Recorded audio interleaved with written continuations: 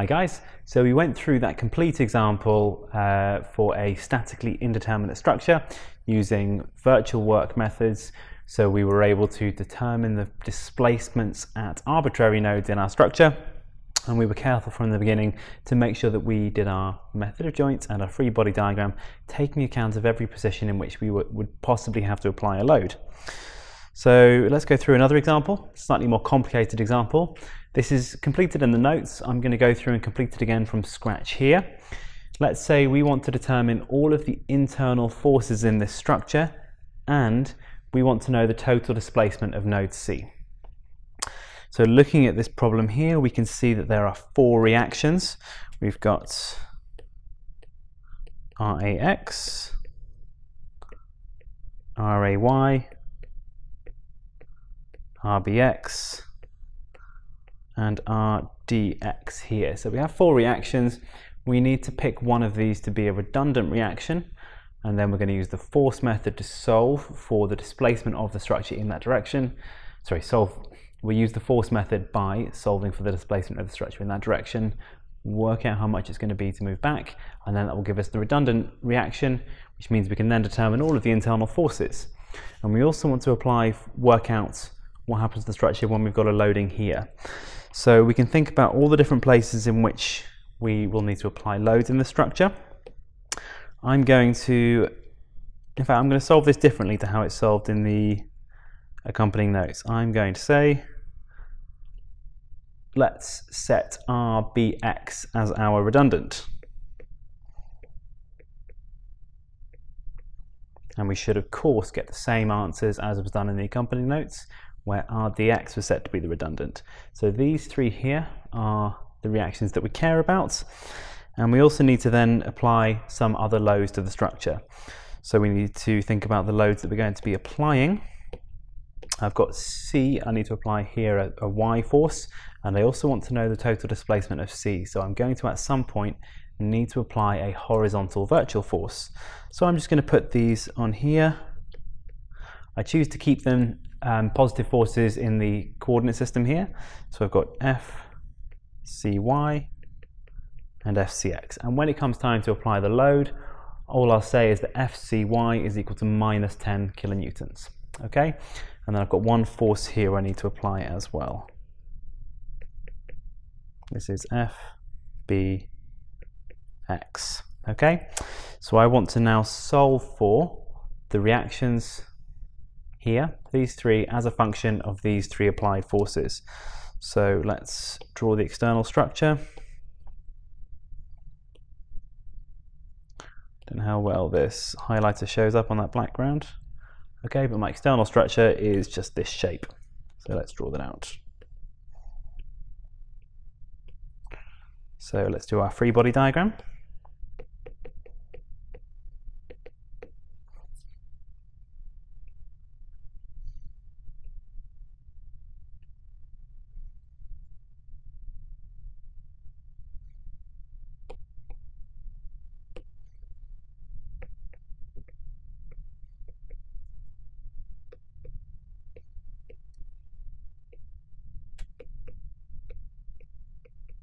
I realise now that I wrote these 2 wrongly. This should be RAY, this should be RAX. So let's switch these over. Okay, so I've written them correctly here, thankfully. My computer's doing something funny. Okay, so I've got the applied forces now I'm going to put on in blue. I've got this one here is FDX. And I've got these 2 forces which I could be applying as well. So this is FCY, FCX. So I need these 3 forces as a function of these 3. So these blue ones are always going to be known. This one is either going to be 10 kilonewtons or minus 10 kilonewtons, or it's going to be 1 newton when we're using it as a virtual force. FCX is either going to be 0 or 1 newton, and FDX is either going to be 0, 1, minus 1, or the value that we solve from the force method. So we know the values of all of these. Take a reminder of our coordinate system, y and x. So it's going to be easiest to solve the vertical equilibrium first. The sum of forces in the y direction has to be equal to 0. There's only one vertical force, so therefore RAY is equal to minus FCY. Okay, that's our first one solved. Let's have a look at the sum of the forces in the x direction. So we can see that RAX plus FDX plus FCX plus RDX is equal to 0. So we've got two unknowns in here, RAX and RDX, and these two are knowns. So all that we can say now is that RAX is equal to minus FDX plus FCX plus RDX. Okay, so we can use that after we solved for RDX, which we're going to solve for from moment balance. So I'm going to go up here, so I've still got the image in display. Let's pick the moments about point A, and let's choose clockwise as a positive moment. So I need some distances. This vertical height of the structure is 5 meters from here. So let's have a look at the moments at A. So I've got a moment due to FDX, gives me a clockwise moment multiplied by 5 meters. So I've got FDX multiplied by 5. FCY is going to give me a counterclockwise moment that also has a moment arm of 5 meters.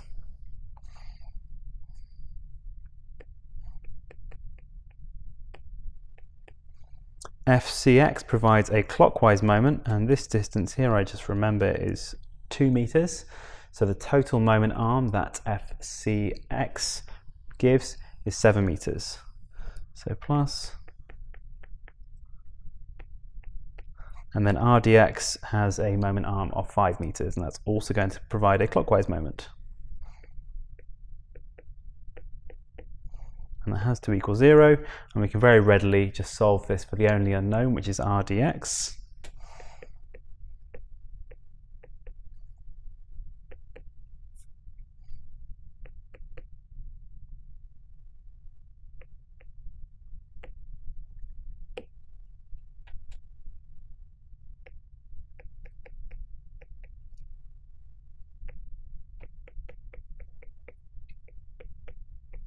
Okay, so because this had a 5 on it, I divide it through by 5 and I just get 7 on 5. These two just become 1s on here. Okay, so this gives me RDX.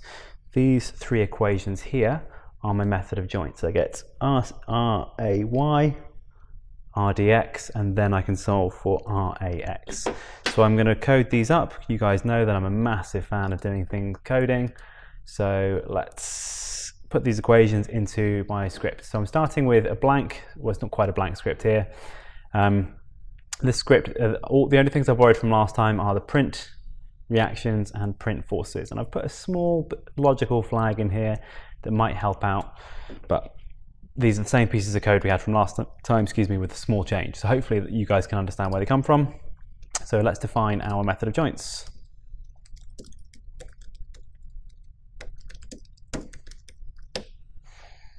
Okay, so not the method of joints, define the free body diagram.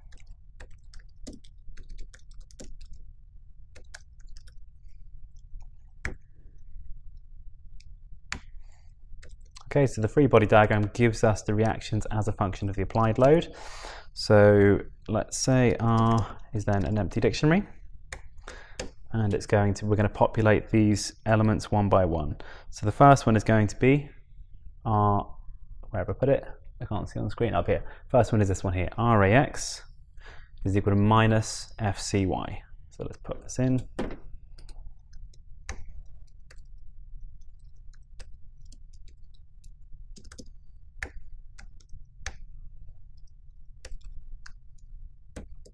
Okay, the second one is from moment balance. It was this equation up here. So RDX is equal to FCY minus FDX minus 7 divided by 5 multiplied by F. Oh, didn't mean to do that.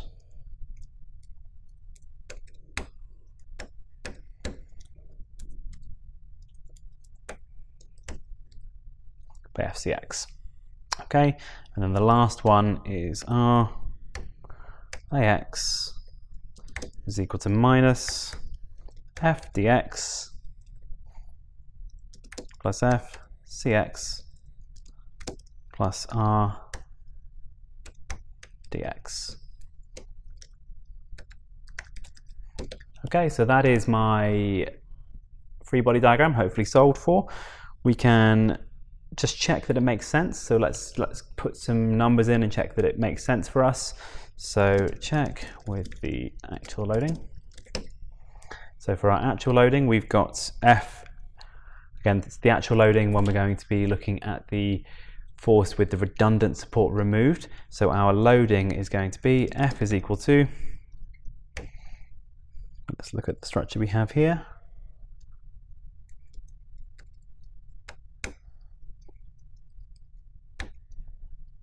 So I'll say dx is equal to 0, cy is equal to minus 10 kilonewtons. I'm going to call that P actually, and I'll give P a value because it's easier to type. And I'll say Cx is also equal to 0. And up here I'm just going to say P is equal to minus 10 kilonewtons. Okay, so now I've got those forces, we can check whether the free body diagram works. So I'll say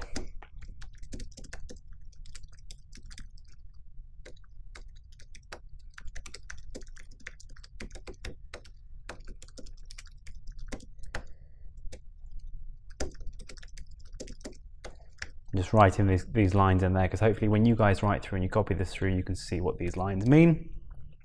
Say R is equal to FBD F, and I'm going to do print reactions R. There we go. Okay, so for that applied load of 10 kilonewtons, we get. Okay, that makes sense. So let's just double check, and I always like to check that I've done things properly. So we say here for our structure. Let's copy this down. So I would encourage you guys to always do this if you've coded something up, if you've got some answers, check that things make sense. So what we've said on our structure here, this is equal to minus 10 kilonewtons, and it's telling us that AY is equal to 10 kilonewtons, and that dx is equal to minus 10, and that AX is equal to 10 kilonewtons. So we should be able to see here that we've got force balance at least. We've got 10 kilonewtons pushing this way, 10 kilonewtons pushing that way. So that's equal. We've got 10 kilonewtons pushing that way, 10 kilonewtons pushing that way. So those two are equal. Let's just have a quick check for moments. It's easiest to check. Well, let's check for moments not at A, because I evaluated moments at A earlier. Let's check for moments here, for example. So let's check for moments at dx. Okay, so the 10 kilonewton force here, let's just have a look at the geometry. The geometry is 5 meters in this direction. So let's just solve for moments at A, sorry, moments at D. And we'll say that clockwise again is positive. So this is minus 10 kilonewtons, it's going to give us a negative moment. So it's going to be minus 10 kilonewtons multiplied by 5. And then I've got these two moments down here. So let's check what we have. So the moment arm of this vertical force is 10 meters because it's 10 meters away horizontally. And that's going to give a positive moment. So this would be plus 10 kilonewtons multiplied by 10. And then this vertical force is, sorry, the horizontal force here, AX, is going to provide a counterclockwise moment. So it's minus 10 kilonewtons multiplied by 5. And we should see this again just sums to 0. So we're good. And again, I like to just check that my things that I've calculated are working by doing these checks as I'm going along. And this is what you guys should be doing when we're writing code, when we're solving problems. So now we've solved for that. I'm going to solve for the free body diagram. We've got the external forces and the reactions, so we've got the external forces and the reactions now, so we can solve for all of the internal forces in this structure.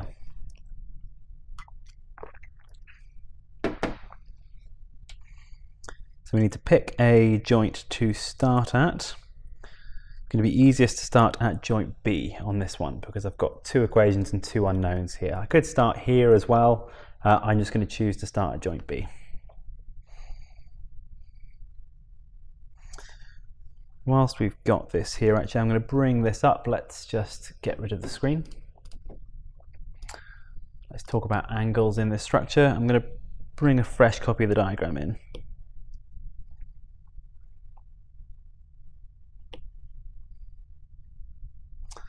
Let's just give some of these angles some names.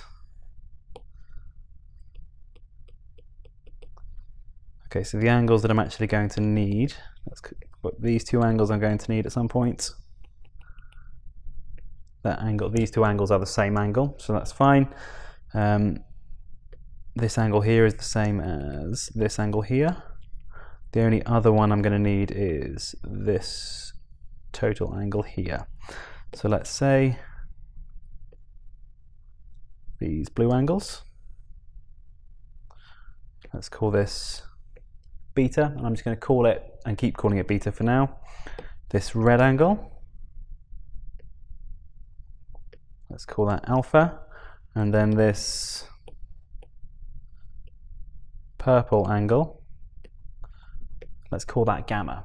Okay, so we can look at the triangles, we can determine everything about them, but actually what I'm going to do is I'm just going to write down the sides that would the opposite and the adjacent and hypotenuse of these triangles, and then that will enable me to come up with the exact answers for the sine, cosine and tangent of each of these angles. So alpha first. Alpha is a triangle that is 2 high, 5 long, and that's going to be square root 29, is that right? Yeah, root 29. Okay. So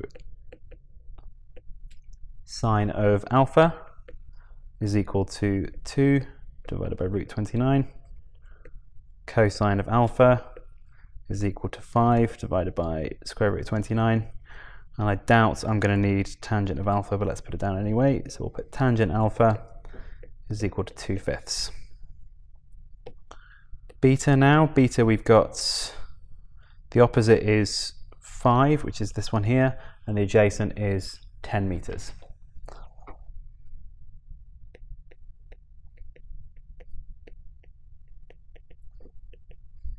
Okay, I'm actually just going to leave them like this because the way that I'll code it up, I'll just say opposite and adjacent of each of those. And then gamma.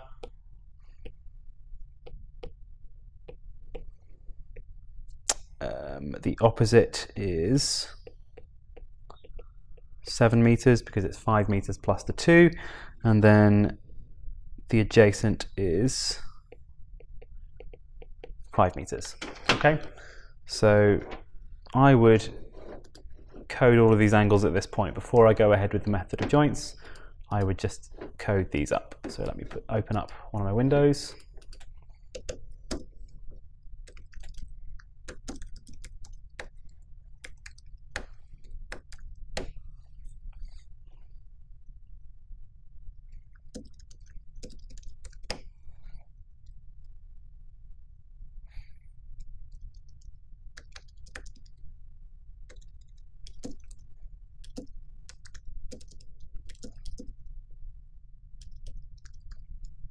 I know when I run this, it's not going to like it because I haven't imported NumPy. So I'm going to import NumPy.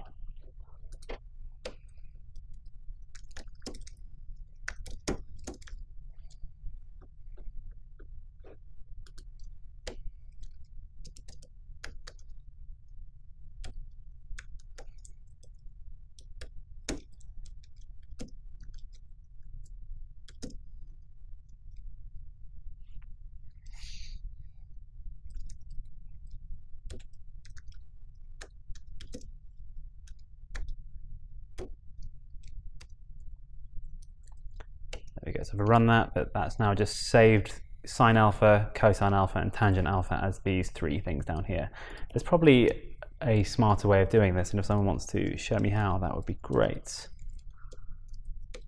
Okay, so then we're going to do the same for these other angles. We'll say second, I'm doing beta, and then lastly is gamma.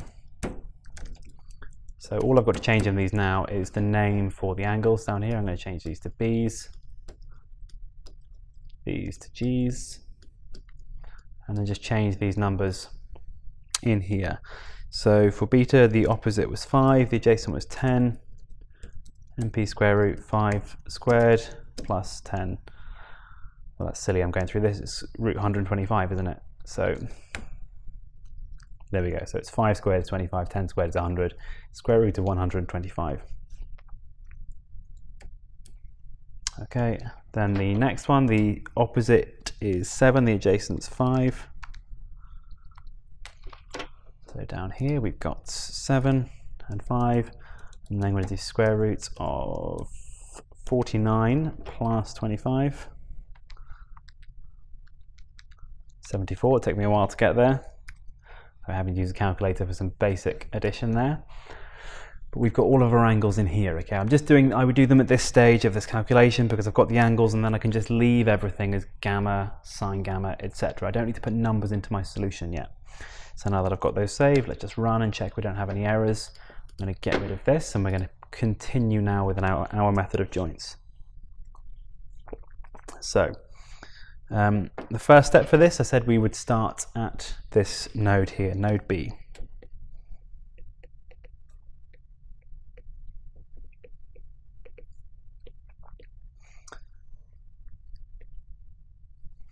So let's write on blue are things that we don't know, and red are things that we do know.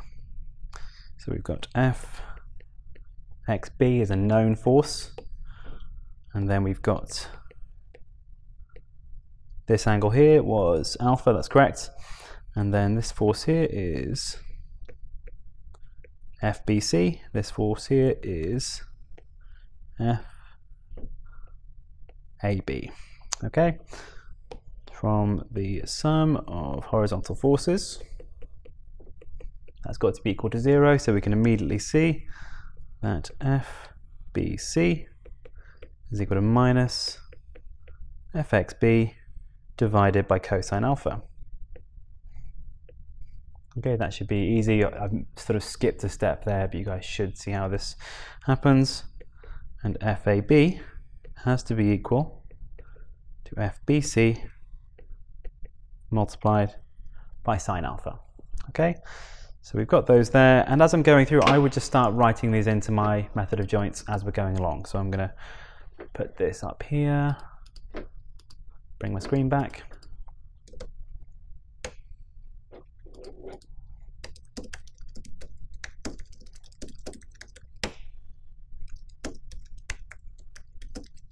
So we need to input to it the reactions and the applied forces.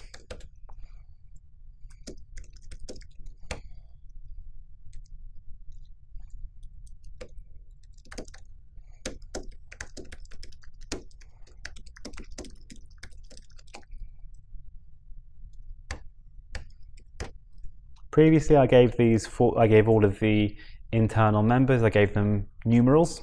You guys can do that if you want. I'm just giving them an index of B, C, A, C here, etc. When you're using the Latin letters to say A, C, A, B, and C or whatever, you've got to remember to go from lower letter to higher letter, or otherwise it gets a little bit confusing later. But let's say we've got the force at XB. Let's just check, that's different nomenclature, isn't it?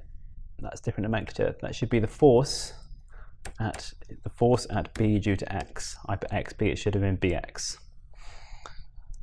It's going to be minus that divided by cosine alpha. And this has access to cosine alpha because cosine alpha was calculated above this and it's within this namespace. Then FAB is equal to FBC multiplied by sine alpha. Let's put down here, return Now I can just check this is working. It's always good to check as we're going along, to check if we're getting these, you know, if our code's working, because then it'll immediately show us if any of these lines are wrong. So I'll say check for the internal forces. I'll do F is equal to F MOJ R and F. So I've already got these defined. I've got the reactions from up here, and I've got the loading F here. So what this is going to give us is going to give me the internal forces on the statically representative structure when I've got the redundant set to 0. But it's only going to give me these two. It's not going to give me anything else. Doesn't like that because it doesn't have FBX. So it says key error BX.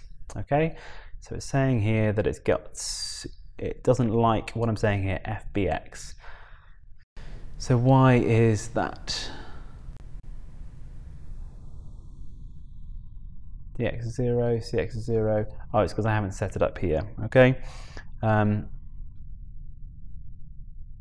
So let's just check where it doesn't like that. FBX. Yeah, that's why. Okay, it's because I set up here. That was silly. So up here, I've said the actual loading. I've put DX is an external force, whereas actually DX should be a reaction. Now let me check. That means I've confused these a little bit as I've been going through this. Bugger. Let me just go back.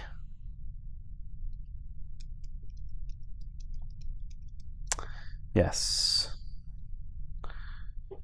That's very annoying that I've done that, but I can see my mistake. Let's just see what I've done here. So I've confused, I think whenever I put FDX, it should have been FBX in here. Yes. That makes sense. Okay, so in here, whenever I put DX, this should have been BX. So whenever I put the reaction DX, that should have been BX. So let's put this here. No, sorry, I'm talking nonsense. Whenever I put the force DX, that should have been BX, because F is external forces that we've applied.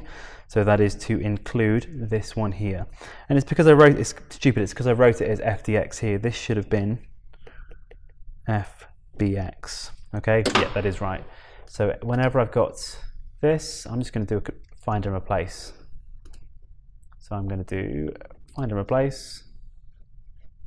I'm looking for FDX and I want to replace it with FBX.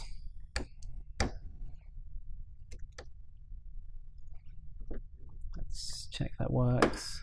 Okay, so yes, that should work now. And then the last place I need to replace this is in here, which is in the actual loading. So there is no external force DX, there's only reaction there. There is a redundant reaction FBX, which we set up as being an external force. So if I change this here, and I run this, it doesn't like these because L is not defined, and that's fine. It doesn't know what the length of these members are. Okay, and that's because I borrowed these bits of code for print forces up here. And let's just go down to this error, see what it's saying. So it says the name L is not defined, and it finds this error in this line, which belongs in print forces. And in print forces, up here, I told it to work out what the extension was in print forces. So I can either comment this line out, or I can just put the actual length of all of these in here. So let's do that. Let's, up here, let's put some geometry in.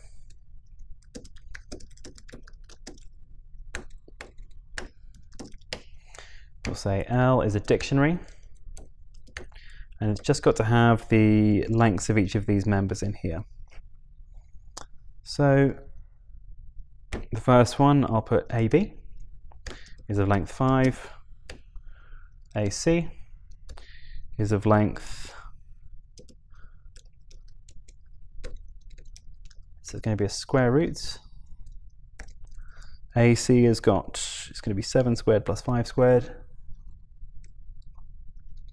I did work that out earlier, but I can't do it in my head right now. Well, it's square root of 74, isn't it? Square root of 74, that's right.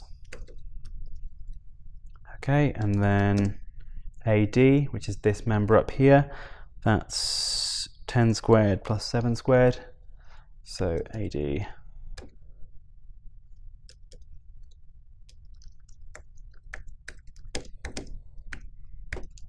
square root of 149. I can do it in my head just after I get there.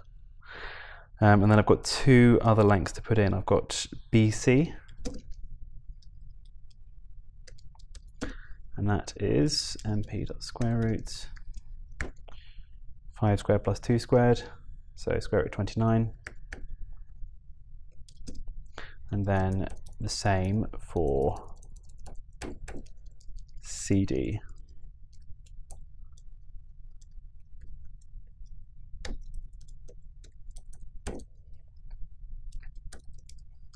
So this now should run.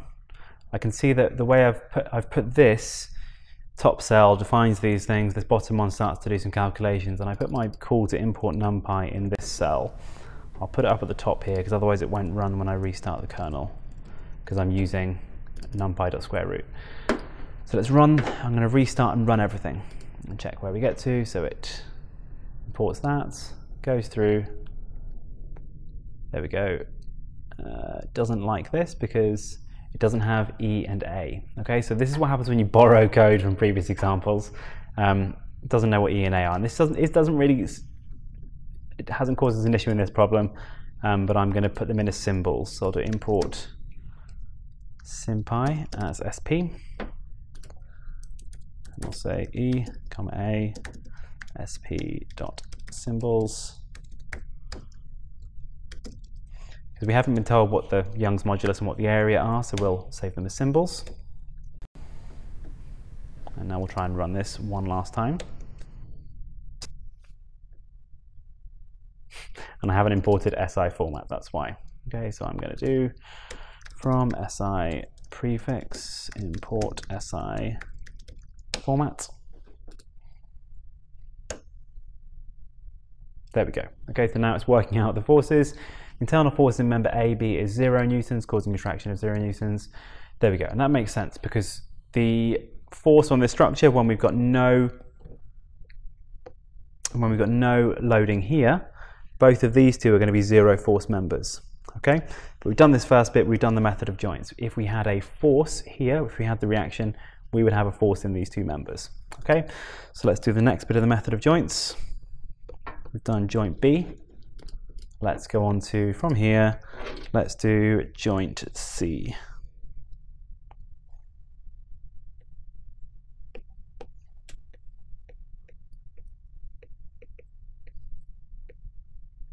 So we've got two forces on here, no, three forces actually. Two unknowns, three forces. We've got FCB, that's unknown. And that is angle alpha. And then I've got this unknown force. That unknown force is FAC.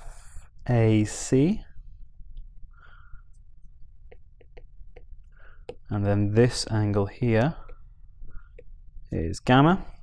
And then the other force is FCD, another unknown.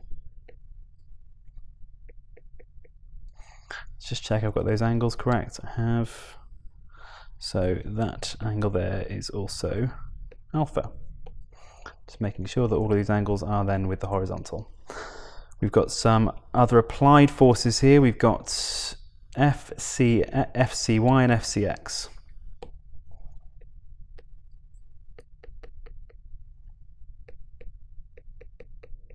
So even though this looks complicated, we've only got two unknown forces that we need to determine.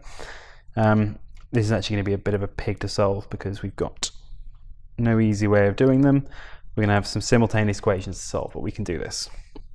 So let's look at sum of forces in the x direction, which has to be equal to 0. We've got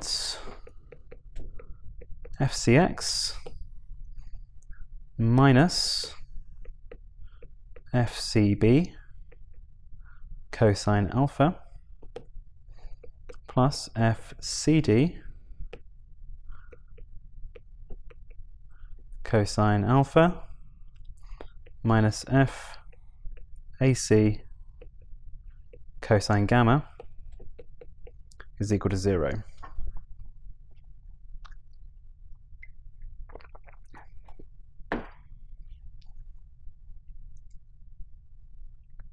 Okay, let's solve this for FCD. FCD is equal to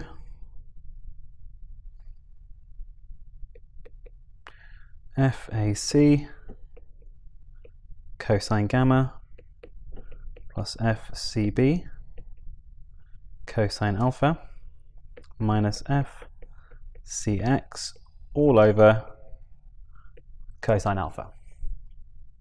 Okay, oh, this is going to be a real pig to solve, but we'll go through it. I'm then going to look for the sum of forces in the y direction. So what I've got here, I've got FCD, but it's a function of another unknown. Okay, so I now want an expression for FAC as a function of the others, and I'll substitute FCD in there. Okay, so sum of forces in the y direction also has to be equal to 0, so FCY minus FCB sine alpha minus FCD sine alpha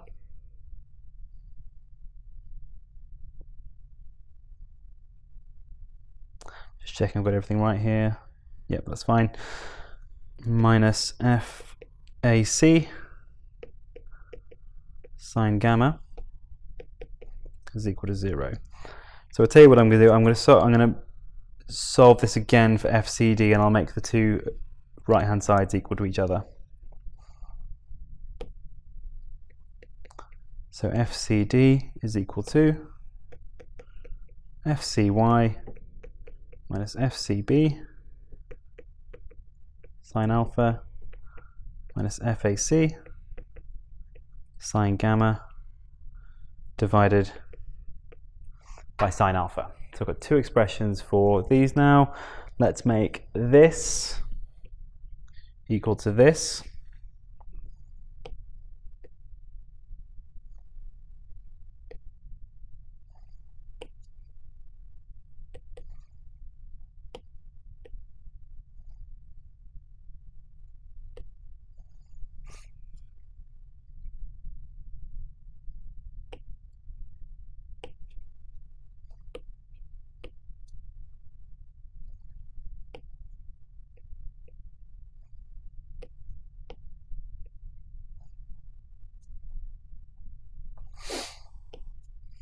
Okay, so I need now to solve this for, let's remember what the unknown is up here.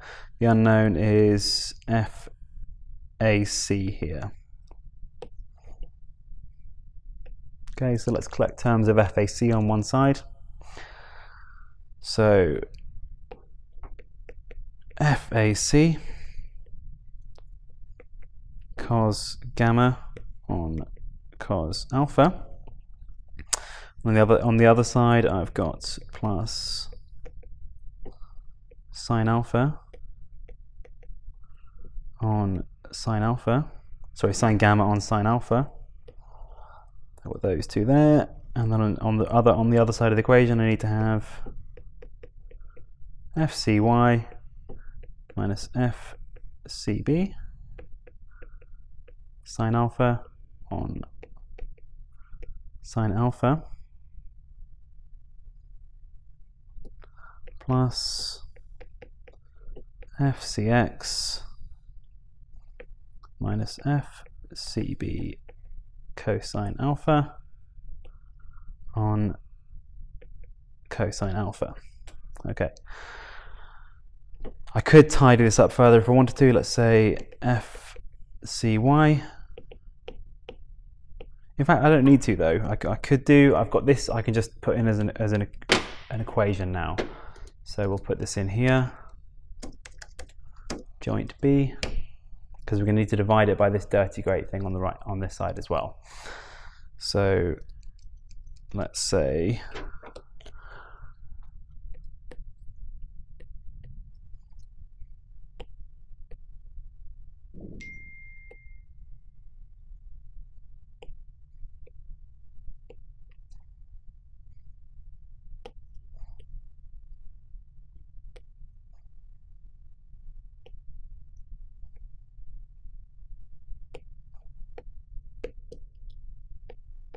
Okay, so I need to take that bracket from the left hand side, bring it over to the right hand side.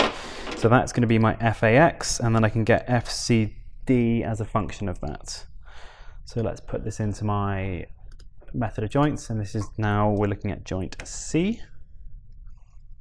Let me bring this up on screen.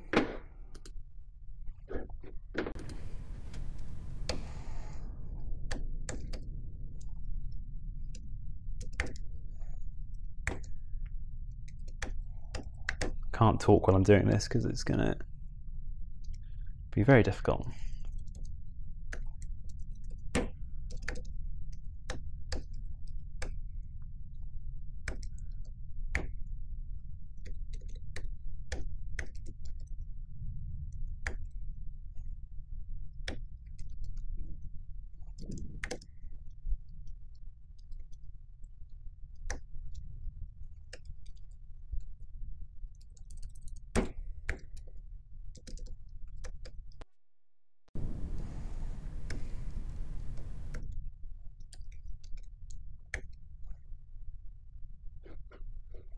Let's make this a touch wider. Better? Yeah, you can see that. That's good. Okay, so let's check where my brackets are. Yep, so that's closed this left-hand bracket. So I've done this whole bit here now. I'm going to continue this line, so I'm going to make that symbol.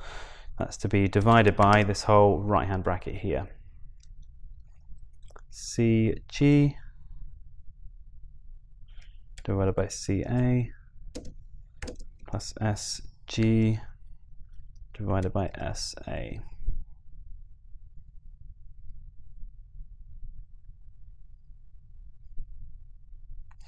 Let me just check I haven't caught a gamma in place of an alpha or anything here. Don't think I have. I think I'm good.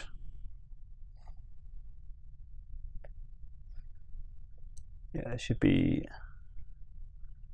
Yeah, that should be fine. Okay. I look forward to having to re-record this if it's not. Let's just run this, see if it throws an error. It doesn't like key error CB. Oh, it's because I've called this force here. It says key error CB, and that's because I've not followed my own rule. This should be the force in BC, which means that's got to be BC as well. What doesn't it like now? It doesn't like cannot determine the truth value of relational. Oh, wow. Okay, this is because it doesn't have an extension in there. Okay, it's because I've tried to be smart with this. Okay, I've tried to be clever and said I want to calculate the extension or the contraction. So it can't do that because E and A are symbols. If I put E, say, equals to 200 gigapascals and A was equal to 0.0012, when I try and run this, it should work. Yeah, so it works there when we're running it. I could get around that by either, like what I've just done, put those values in, but I still would like to have them in there. So what I'm going to do, I'm just going to get rid of this line here. I'm going to get rid of anything relating to the extension and contraction. And that's just going to print out the internal force now. So let's go back down here.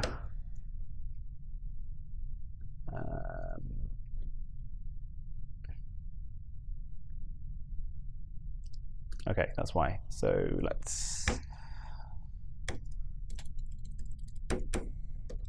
I got rid of this from the wrong part of the loop. There we go. Let's save that again, go back down here, and run this. Okay, so I can now work out the internal forces down here. Now we don't need to know the extensions at this point. We'll need to use them later, and we're going to keep E and A in a symbol, so I'd rather keep using that method. I can now go back up to this equation to work out the force in CD. So let's put this in.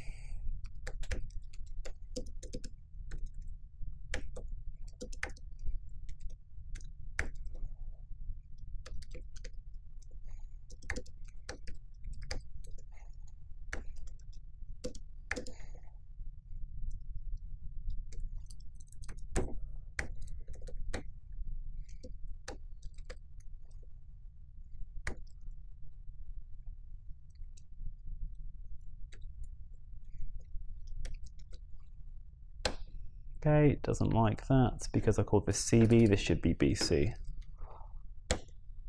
There we go. So now I can get the internal forces in here. I've got 9.6 kilonewtons and 6 kilonewtons, so both those members are in compression.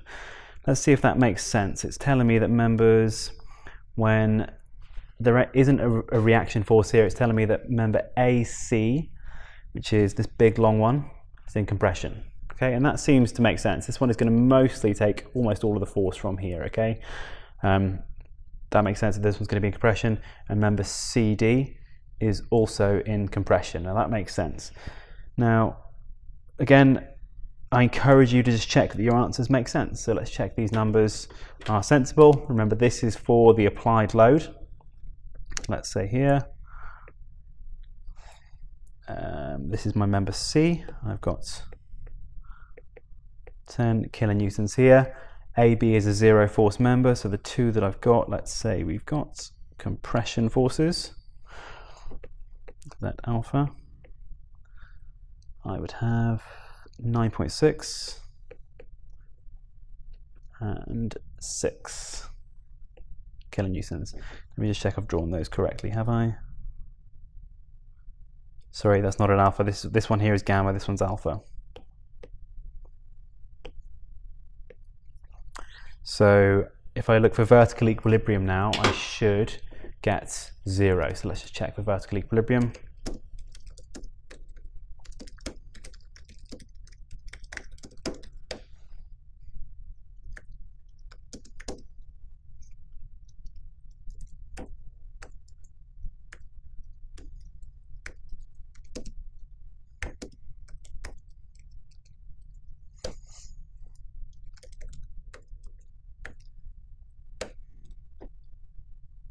That doesn't, well, it's because these are, yeah, these, I'm going to get, this one was in kilonewtons, the rest weren't. I'm just going to call these all in kilonewtons. So that doesn't quite work. So what have I got wrong here? AC is 9.6, CD is 6 newtons. So these two should have given me, oh, so these both should have been signs, that's why. There we go, I get 0.04. Now this just shows me these aren't being printed to enough decimal places. So if I go up to print forces, I'm going to put an optional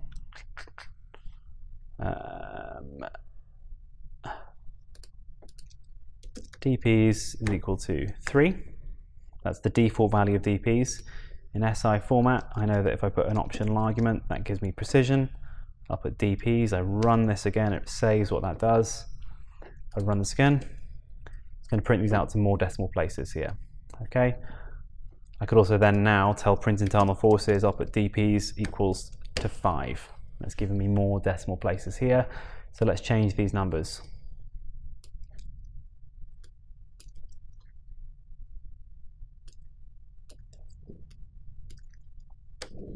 There we go, a really small number. This was a great sort of undergraduate way to do things, to look at numbers and print it out. If I was smart, I would have done, okay, instead I will do minus FAC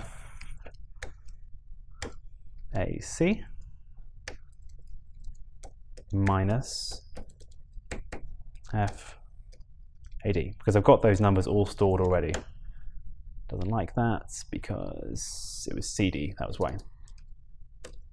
Okay, and I run this, I get the same error as I did before because I've called these kilonewtons and this one here is only 10. Let's call this kilonewtons here. Yeah, I get now exactly 0 when I do this.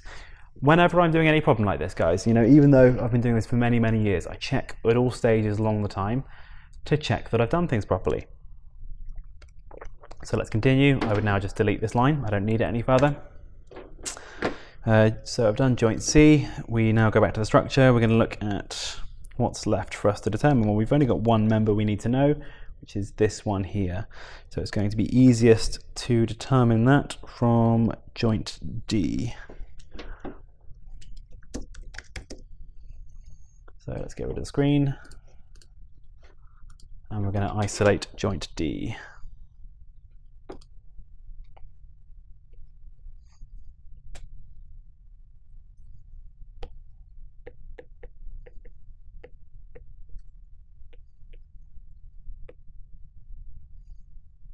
So known forces, we've got the reaction at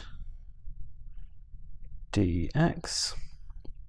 We've got the force that we've just determined, that was FCD, and we've got the force that we want to determine, which is FAD. Now let's just remind ourselves of these angles. The angles that we've got, we have alpha is the one on CD, and we've got beta on AD.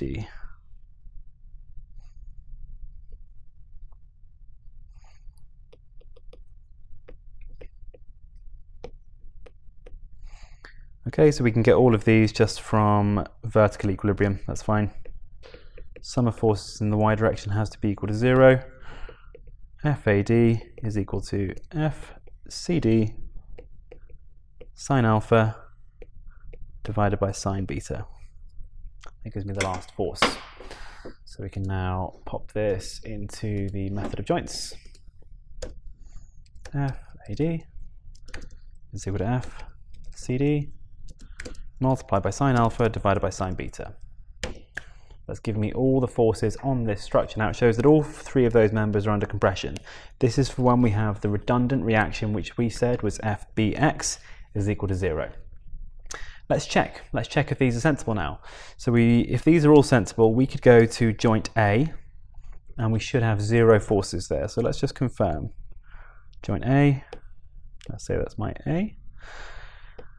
I've got 2 forces in. Is it 2 or is it 3? Okay. The number of times I've done this problem, I still can't remember what this problem looks like. I've got 3 forces. So rather than zooming around all over the place, let's bring another copy of this in. And let's actually get rid of the screen. Okay, so I'm going to bring in this again. We're going to see at joint A what happens. So at joint A, I've got I've got reactions rather, RAY and RAX, and then I've got these internal forces, all of which I should now know. I've got FAB, FAC, and FAD, and these angles are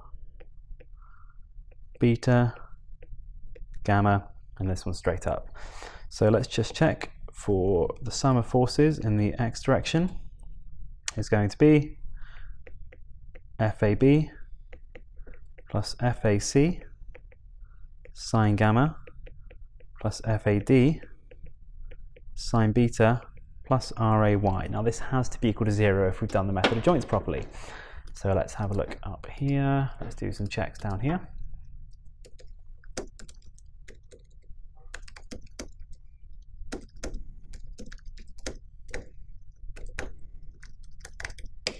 Okay, so in the x direction, since I can't spell direction, let's say fx is equal to FAB plus FAC multiplied by sine gamma plus FAD multiplied by sine beta plus the reaction AY. Print fx, get 0 out. Pretty happy with that. We can just very easily check in the horizontal direction. I'm actually just going to type, sorry, that was FAY rather. That was the sum of forces in the y direction, not the x direction.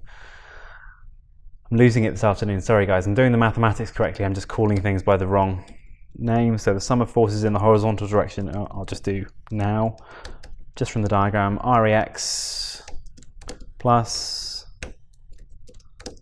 FAC multiplied by cosine gamma plus FAD multiplied by cosine beta. Let's just print.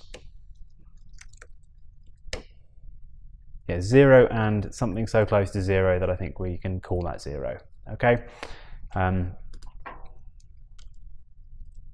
Yeah, I'm happy enough with that. Okay, so this will just come due to rounding error somewhere in the problem. We've got forces of the order of 1,000 to 10,000, and the number we've got here is 10 to the minus 13, so we can neglect that. Okay, so what I've done here is this is just checking that my method of joints work. I encourage you to always do this in a problem, because when you get to the method of joints, you'll have joints that are left over that you haven't used yet. Okay, so you can then use those to determine whether your forces are actually in equilibrium or not. So we've got this far, that's got the method of joints, free body diagram defined. Now let's work out how much the structure would move in the direction here. Okay, so we can see, well, probably since these two are in compression, let's work out how much this structure is going to move. So we're going to see if the structure moves in the direction of a positive force here. We'll see if the force moves this way.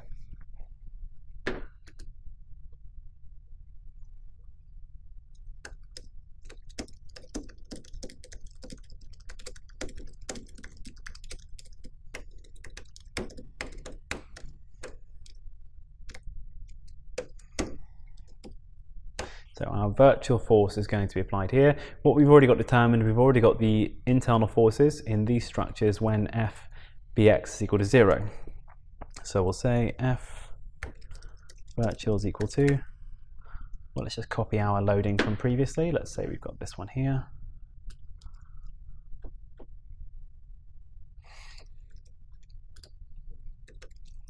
F bx we'll set to 1, Cx is equal to 0, Cy is equal to 0. Okay, so we've got our virtual loading. We can get the virtual reactions and then the virtual internal forces, and we'll just do those quite quickly because we know both of these two things work. So I'm going to get free body diagram, method of joints, but I'm just going to rename these. So I want to put my virtual forces in here, and I'm going to call this R virtual.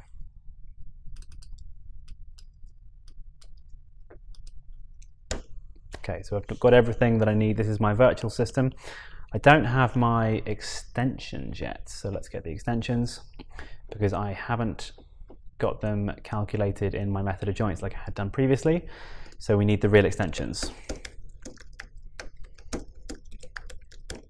So we remember that delta L is equal to F multiplied by L on EA. Okay. So when we don't know what EA are, we can either we're not going to put them in as numbers, we're going to put them in as symbols here. And we've already got E and A as symbols in here. So we'll say DL is equal to, it's going to be a dictionary, and it's going to be key, and then it's going to be the force. So it's going to be F multiplied by L key, because we've got the length in a dictionary set out by the keys, divided by E divided by A. For key in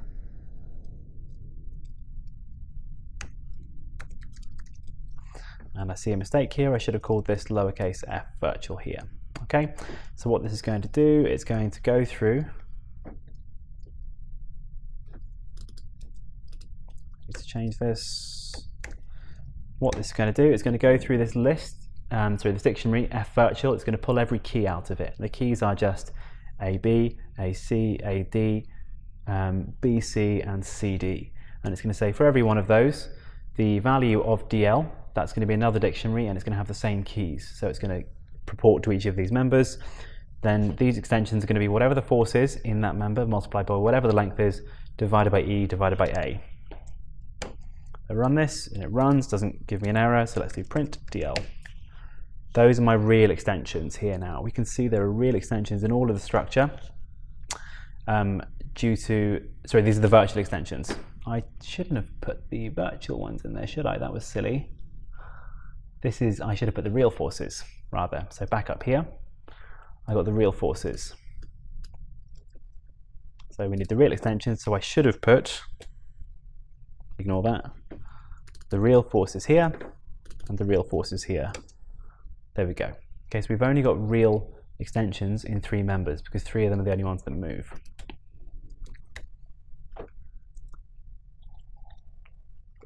So now what we can do is we can get the sum of the internal virtual work.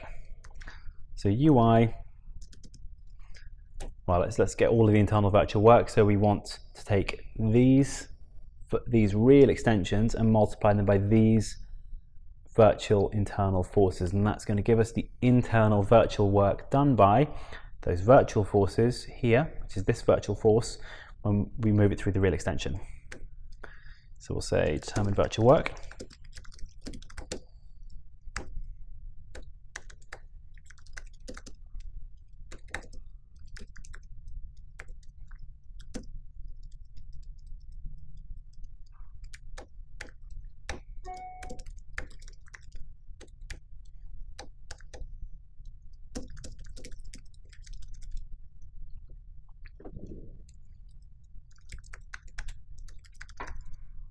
Okay, and now we're printing this here.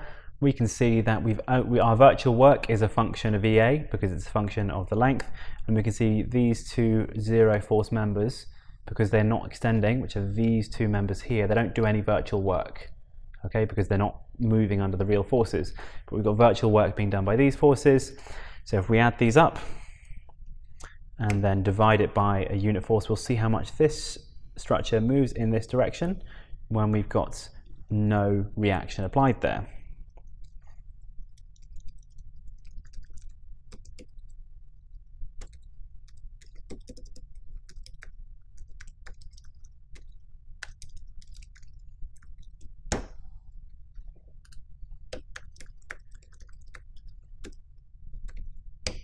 Okay, so we've got actually a negative amount. So it means the structure actually moves that way when we've got that amount on it. Okay, and that sort of makes sense looking at the structure. So what we need to do now is we need to determine how much it will move in this direction if we have a unit reaction here. Okay, so let's change everything now.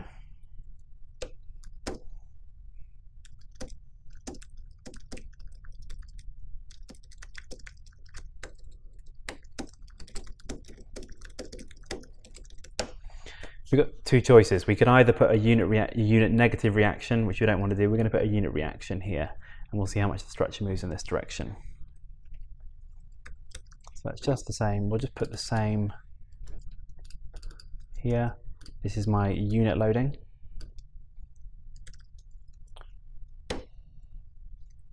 Because I know the structure moves in that direction without the reaction, I'm just going to see how much the structure moves under a unit load of 1, okay? So let's say, copy these two, change these to unit forces.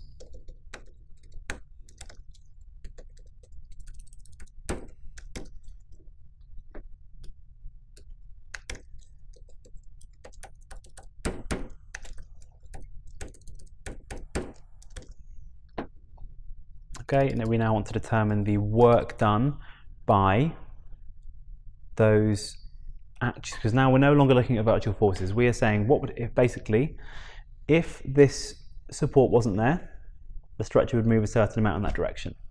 So we want to see what would happen if the structure just had a 1 Newton force here now, okay? And we want to see what happens actually due to that 1 Newton force. Nothing to do with this real applied loading. So we're going to now, we've got all of those internal forces due to that, we can then get the same extensions there. Okay, so we can get the unit extensions.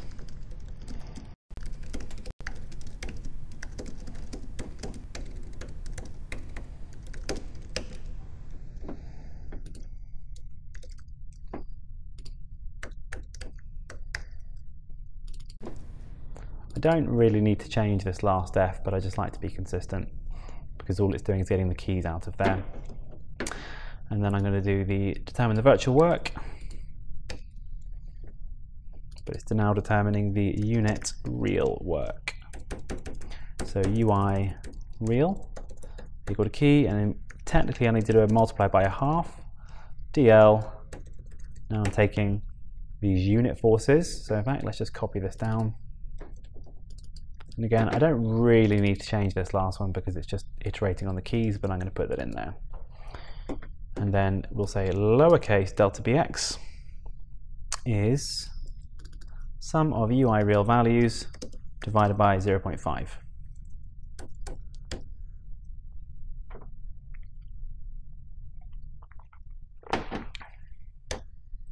Now let's let's see what's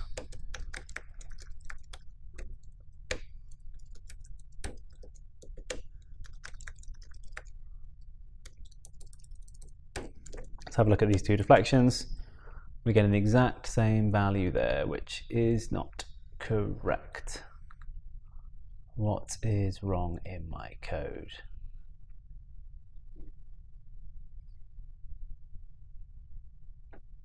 Oh, that's why, because I've just kept the real extensions in here. I should multiply these by the unit extensions. Now this number, the second one, should be much, much smaller. And then it is, okay? Several times smaller here now, okay? So my actual reaction is given by the ratio of these two, given by the negative ratio of these two because of the way in which I've done the structure. So redundant, let's say FCX is equal to delta BX divided by delta BX.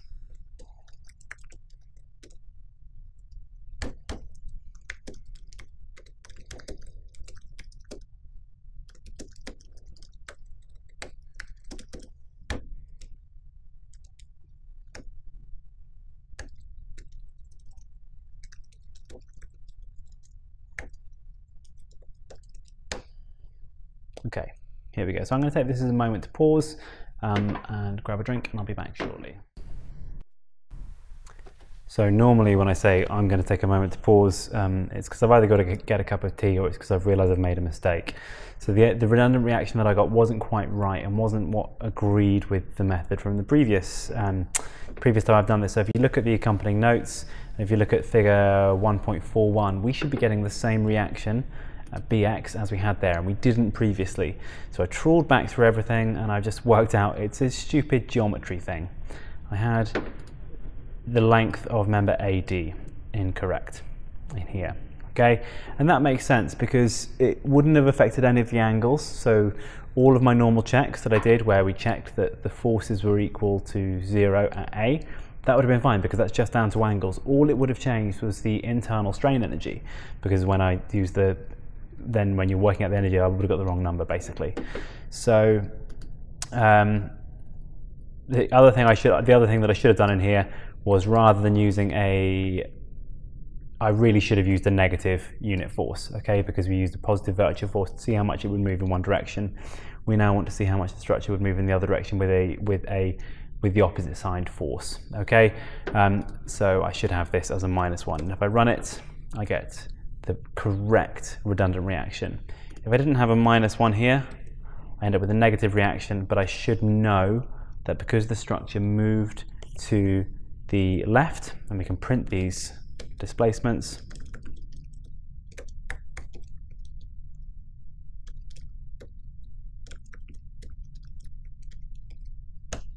okay, so because the displacement here, delta BX, even though these are both divided by AE, because this was a negative number, that means that the structure is moved to the left without there being a redundant supported BX, okay?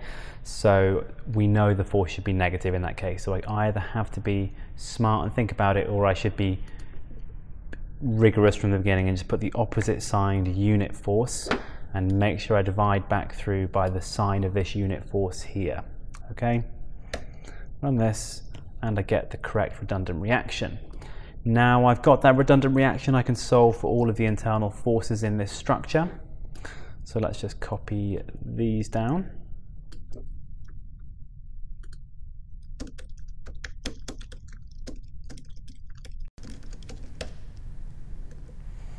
Okay, so we've still got P. Now BX, I'm just going to replace this with my redundant loading.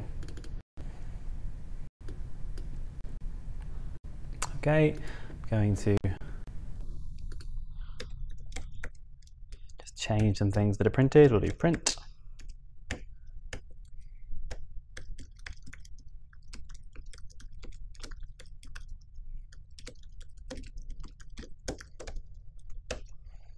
Here we go. So looking at these numbers now, I've got the redundant reaction.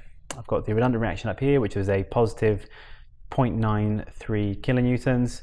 And then I've got 10.93 kilonewtons that's in the opposite direction on this side. So these are in horizontal equilibrium, and we've got vertical equilibrium by the y force and the applied force, and then these forces, let me just double check they actually do match.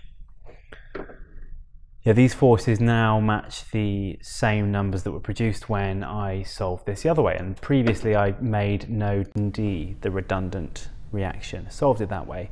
So we've got this far through it. I'm going to leave it to you guys to try and get the displacements of node C. Again, we've got everything in here to solve for the two displacements.